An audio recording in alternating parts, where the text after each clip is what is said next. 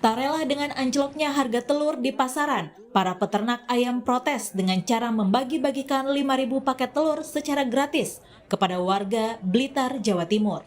Aksi ini bahkan menimbulkan kerumunan di jalanan kota Blitar.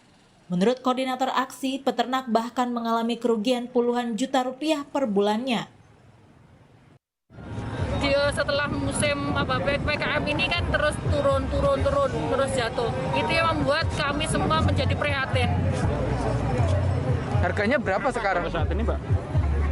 Kemarin harga telur terburuk itu adalah harga di posisi 12. Ya. Hari ini atau kemarin jam 12 ya? Hari kemarin sudah mulai membaik dari 15 ke 15.500. Tak cukup hanya dengan protes, Paguyuban Peternak Rakyat Indonesia atau PPRN bahkan melayangkan gugatan 5,4 triliun rupiah kepada Presiden Joko Widodo ke Pengadilan Tata Usaha Negara PT UN Jakarta. Paguyuban Peternak menilai pemerintah tidak bisa memberikan perlindungan kepada peternak hingga mengalami kerugian yang cukup besar. Pertama gugatan ke Presiden Republik Indonesia, kedua ke Kementerian Pertanian. Tetap kita minta ganti rugi kerugian peternak itu yang senilai kurang lebih 5,4 triliun. Itu kerugian seluruh peternak nasional. Saat ini, harga telur on farm atau saat dibeli di kandang berkisar antara Rp15.000 hingga Rp19.000 per kilogram. Sementara itu, harga pokok produksi yang dikeluarkan peternak adalah Rp22.000 per kilogram. Sehingga para peternak mengalami kerugian sekitar Rp7.000 per kilogram. Maka tak heran jika peternak terancam gulung tikar akibat kerugian dari puluhan hingga miliaran rupiah per bulan akibat rendahnya harga telur di pasaran. Selain rendahnya harga telur di pasaran, peternak ayam petelur juga semakin terhimpit karena mahalnya harga pakan jagung. Merespon hal ini, Menteri Pertanian Syahrul Yassin Limpo pun mengecek ketersediaan pakan jagung di 2 pabrik pakan ternak. Ketersediaan jagung, produksi jagung kita, budidaya jagung kita cukup jalan dengan baik. Kalau kemudian ada dinamika dan lain-lain, itu bagian-bagian yang setiap saat juga berfluktuasi seperti itu. Tetapi secara normatif, semua berjalan seperti apa yang adanya dari tahun ke tahun, bahkan produktivitas kita setiap tahun makin meningkat. Kini pemerintah mengklaim berupaya untuk menstabilkan harga telur di pasaran dan menjamin peternak tidak merugi hingga gulung tikar. Tim Liputan Kompas TV. Saudara, pemerintah tersebut tidak mampu melindungi para peternak ayam petelur dari tingginya harga pakan dan produksi hingga diklaim terus merugi. Langkah apa yang akan dilakukan pemerintah atas kondisi ini? Kita bahas bersama Ki Musbar Mesdi, Ketua Umum Asosiasi Peternak Layer Nasional. Sebelumnya kami juga telah mengundang Dirjen Perdagangan Dalam Negeri Kementerian Perdagangan, namun karena agenda mendadak tidak dapat bergabung pada malam hari ini. Selamat malam, Bu Ki Musbar ya, saya sebut dengan Pak Musbar saja, betul? Boleh, silahkan Pak Iman. Saya membaca background Anda ini, latar belakang Anda, kandang ayam tutup kami semaput, biarkan kami tetap hidup. Boleh Anda jelaskan soal ini? Ini adalah salah satu bentuk protes kami secara halus kepada pemerintah. Seharusnya pemerintah peduli terhadap eksistensi kehadiran industri peternakan ayam petelur kelas UMKM yang ada di Indonesia. Ya, karena ini merupakan sumber penghasilan dari penduduk-penduduk yang ada dan hidup di pedesaan. Di mana dengan mereka memelihara ayam petelur itu, income harian mereka selalu terjamin. Oke. Berbeda dengan petani gitu. Nah, kalau semuanya kandang kami tutup karena terjadinya harga anjlok ya akibat daya serap dari konsumsi masyarakatnya itu turun karena income per kapitanya juga turun. Nah, ini adalah salah satu harapan kami kepada pemerintah. Hadir dong, gitu. Nah, hadir untuk apa, Pak Musbar? Jadi yang dihadapi pada saat sekarang, Pak Aiman, peternak kami ini adalah ada 2 masalah kesulitan kami adalah pertama adalah harga telur yang anjlok. Ya. Oke. Karena tadi pendapatannya turun. Iya. Pendapatan warga maksud saya. Betul. Jadi begini, Ada dua, yaitu harga telur turun, yang kedua adalah harga pakan yang hampir tiap bulan naik, Pak. Oke. Itu dua masalah gitu loh. Nah, kita kembali kepada harga telur yang turun ya. Itu harga telur turun yang paling parah memang periode dari bulan Juli sampai September ini. Dari Januari 2021 sampai bulan Juli itu harga tuh sudah bergejolak naik turun. Tapi betulkah turunnya itu karena permintaannya juga turun, Pak? Jadi supply dan demand-nya yang kemudian bermasalah. Jadi supply-nya tinggi, demand-nya rendah, betul? Setuju Pak Iman.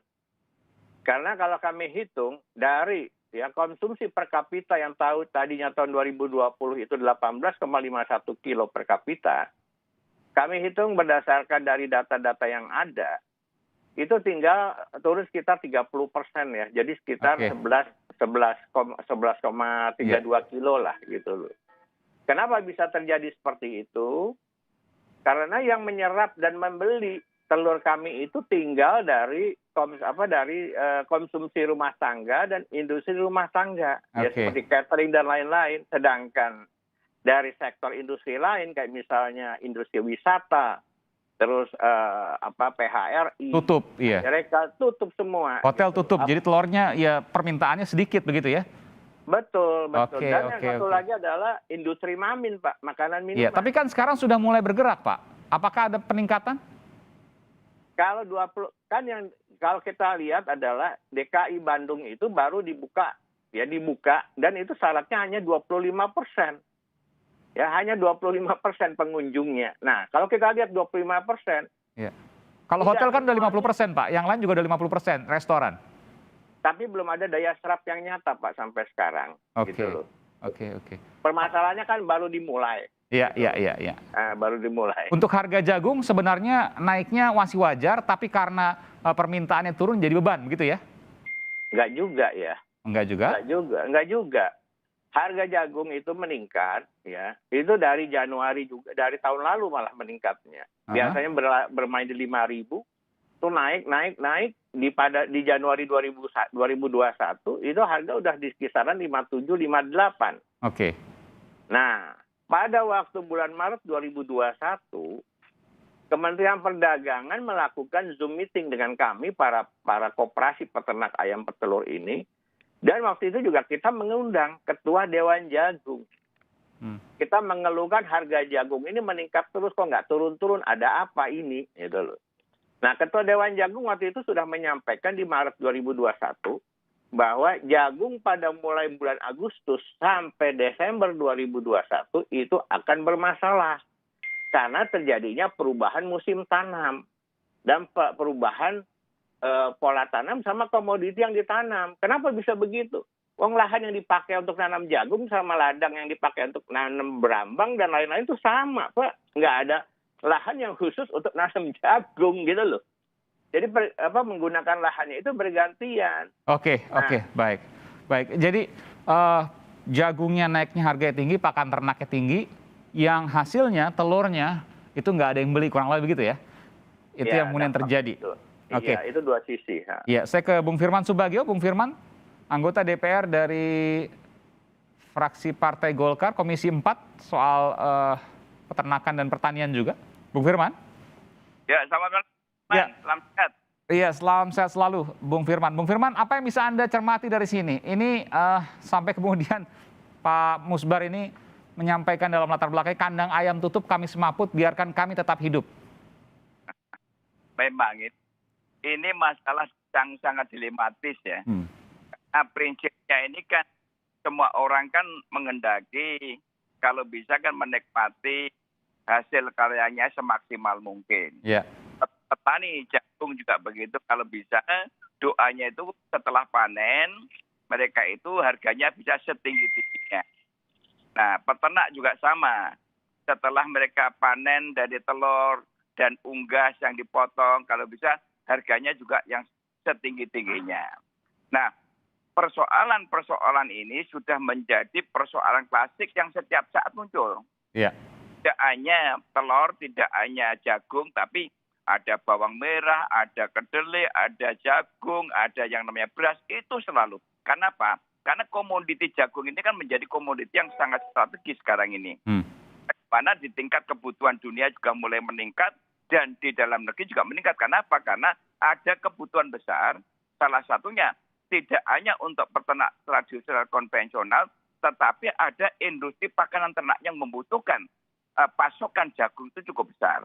Nah, oleh karena itu, petani-petani ini, kalau kita melihat data dari Kementerian Pertanian yang dilaporkan kemarin, itu sudah surplus sampai kurang lebih 2 juta. Petani jagungnya, ini pakannya ya? Pertanian itu menyampaikan sudah surplus sampai 3 juta ton, kira-kira seperti itu. Nah, pertanyaannya adalah kalau surplus sebesar itu, kemana jagungnya dan di mana jagungnya, kan begitu. Oke. Nah, oleh karena itu posisi ini harus dimulai harus dicermati betul, harus kemudian dilakukan penelusuran di mana posisinya.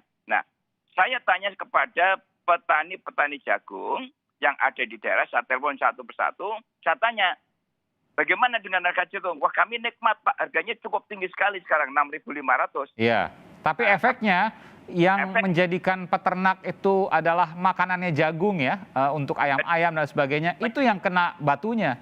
Betul. Nah, pertanyaannya saya kembali pada, biasanya wajar berapa? Ya sekitar 4.500 sampai 5.000. Oke. Artinya ini kan ada disparitas harga yang cukup banyak selisihnya. Nah, kalau ke penjelasan dari Kementerian Perdagangan, itu kan ada efek daripada kebutuhan atau harga jagung di tingkat internasional. Nah, posisi ini yang menimbulkan kepanikan, terjadi buying panik oleh para industri. Nah, industri-industri yang dalam negeri ini mungkin mereka itu borong jagung dan kemudian dijadikan stok. Karena dia harus menjaga sustainability daripada industrinya dan kemudian mereka harus... Ini spekulasi atau data yang Anda dapatkan, Bung Firman? Ini data yang saya dapatkan dan Oke, jadi ada yang borong jagung. Iya, analisa saya sendiri setiap tahun saya kan selalu menganalisa bawang merah yang namanya beras, jagung saya, karena saya di Komisi 4 kan. Iya, yang borong jagung itu adalah perusahaan-perusahaan besar yang terkait juga dengan peternakan.